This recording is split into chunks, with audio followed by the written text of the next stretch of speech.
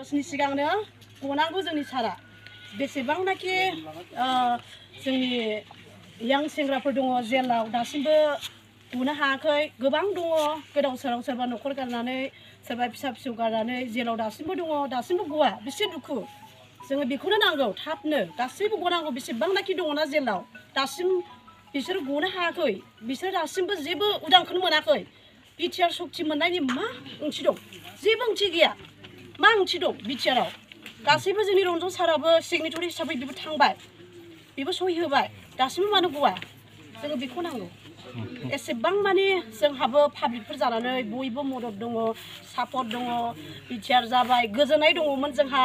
मा गोजोननाय दं जोंनाव दिनै सारानो जुदि जोंनि एनडिएफबिनि जुदि गाहाय जुदि बिफाङा दासिमबो गवाबा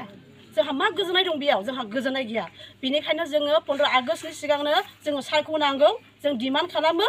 जोङो बेखौनो नांगौ बिदाय सार आरो बेसेबांनाखि जेलाव थानाय गथ'फोर दङ आरो जोंनि रन्जन सार 15 आगष्टनि सिगांनो गनांगौ जेलनिफ्राय उदां जानांगौ होमबासो गासैबो सुबुङा गोजोननाय मोनगोन बेसेबां